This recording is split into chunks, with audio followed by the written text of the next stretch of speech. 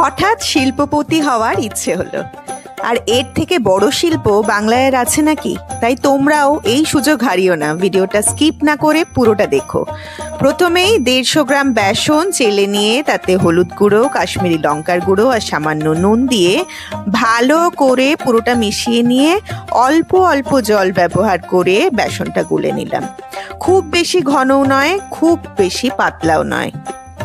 এবার 2খানা মাঝারি মাপের পেঁয়াজ একদম ঝিরিঝিরি করে কুচিয়ে সামান্য আদা রসুন ছাড়িয়ে নিলাম পেস্ট করার জন্য। সাথে 2টো লঙ্কাও কুচিয়ে রাখলাম। এবার চপ বানানোর জন্য যে মেইন মশলা সেটা রেডি করব।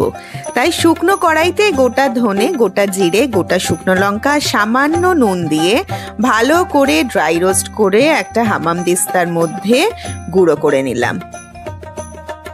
এবার কড়াই চাপিয়ে তাতে অল্প তেল দিয়ে পেঁয়াজটা ভাজতে দিলাম। হালকা বাদামি হলে তার মধ্যে আদা রসুনের পেস্টটা ঢেলে কাঁচা লঙ্কা টুকরোগুলো দিয়ে দিলাম।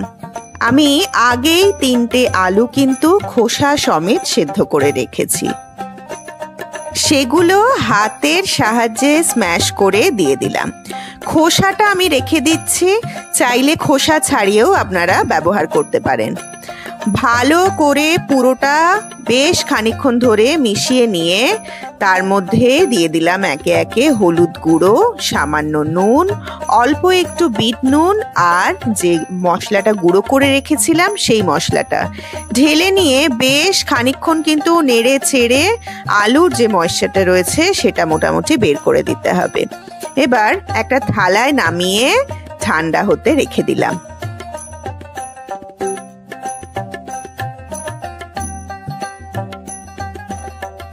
যে পাত্রে চপগুলো বানাবো ওটার মধ্যে আর হাতের চেটোয় 2 জায়গাতেই শুকনো বেসন ছিটিয়ে এক এক করে বানিয়ে আমি কিন্তু একটা থালার মধ্যে রেখে দিচ্ছি।